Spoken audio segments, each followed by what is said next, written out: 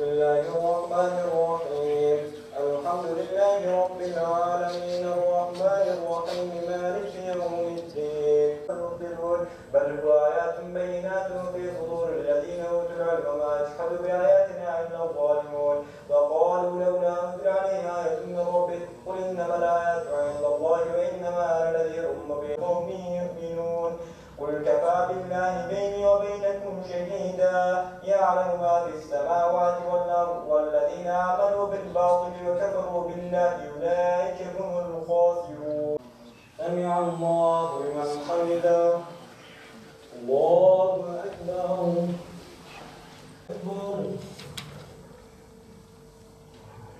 الله أكبر بسم الله الرحمن الرحيم الحمد لله رب العالمين الرحمن الرحيم مالك يوم الدين يستعجلونك بالعذاب إن جهنم لمحيطة بالكافرين يوم يغشاهم العذاب من فوقهم ومن تحت أرجلهم يقول ذوقوا ما يسفكون الله يبسط الرزق لمن يشاء من عباده ويقدر له إن الله بكل شيء عليم ولئن سألتهم من نزل من السماء ماء فأحيا به الأرض من بعد موتها ليقولن الله أكبر سمع الله لمن حمده الله أكبر السلام عليكم ورحمة الله السلام عليكم ورحمة الله صلاة جامعة الله أكبر بسم الله الرحمن الرحيم الحمد لله رب العالمين الرحمن الرحيم مالك يوم الدين إياك نعبد وإياك نستعين اهدنا الصراط المستقيم لو كانوا يعلمون فإذا ركبوا في الفلك دعوا الله مخلصين له الدين فلما نجاهم إلى البر إذا هم يشركون ليكفروا بما آتيناهم وليتمتعوا فسوف يعلمون لا يكفرون من أظلم ممن افترى على الله كذبا أو كذب بالحق لما جاءه أليس في جهنم مثوى للكافرين والذين جاهدوا فينا لنهدينهم 7 سنين لله الأمر من قبل ومن بعد يومئذ يفرح المؤمنون بنصر الله ينصر من يشاء وهو العزيز الرحيم الله أكبر سمع الله لمن حمده لهم من شركاء شفعاء وكان بشركائهم كافرين ويوم تقوم الساعة يومئذ يتفرقون فأما الذين آمنوا وعملوا الصالحات في روضة يحبرون الله أكبر سمع الله لمن حمده الله أكبر ورحمة الله السلام عليكم ورحمة الله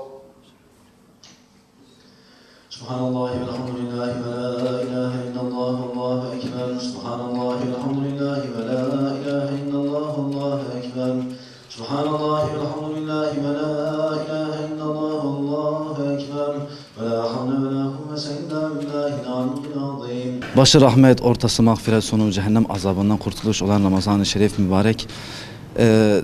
Ülkemiz genelinde ve Türkiye genelinde mevcut hatimle teravih namazı kıldırıyoruz. Bu hatimle teravih yıllardan beri, yani Hazreti Ömer'in halifeliğinden beri 1400 yılı aşkın bir süredir yapılan bir ibadet çeşididir. Allah'a çok şükür Batman'da da kılınıyor. Batman'da da biz Güneş Mescidi'nde kıldırıyoruz. Cemaatimiz var. Ondan sonra bayanlar yerimiz var. Çocuklar da geliyor. Allah razı olsun hepsinden. Günlük şöyle her rekata bir sayfa olmak şartıyla, yani 20 rekatta 20 sayfa, yani günlük bir cüz. Yani bu da hatimle teravih şöyle. Ramazan bitene kadar bir hatim.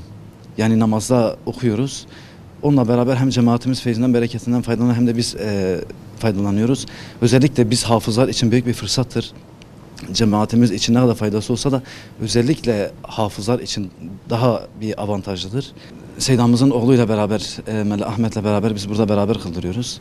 Allah razı olsun, ilk 10 sayfayı kendisi kıldırıyor, sonradan ben alıyorum. Geri kalan 10 sayfayı ben kıldırıyorum. Bu şekilde devam ediyoruz. Razı olsun, çok şükür yani cemaatimiz var, kalabalıktır. Ondan sonra bayanlar geliyor, özellikle bayanlar yeri de var burada. Yani onlar için de büyük bir nimettir. En azından arıyorlar, soruyorlar, soruşturuyorlar. Batman'da toplam 3 camide kılınıyor. Yani burası da Güneş Mescidi, biz burada kıldırıyoruz. Okuyuşumuz biraz seridir. En azından yaş itibariyle ileri yaştaki hacı amcalarımız için biraz daha dezavantaj oluyor. Bizim hızlı okumamız. Yani diğer arkadaşlar için pek fazla sıkıntı olmuyor.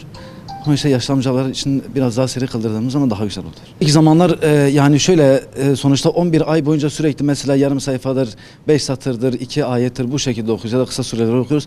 Ama hatimle teravih kıldırmak tabii bambaşka bir şeydir. Hem onun heyecanı ayrı bir şey, hem hafızı sağlamlaştırıyoruz. Bu şekilde yani günlük bir cüz, evet her rekata bir sayfa günlük bir cüze tekabül ediyor.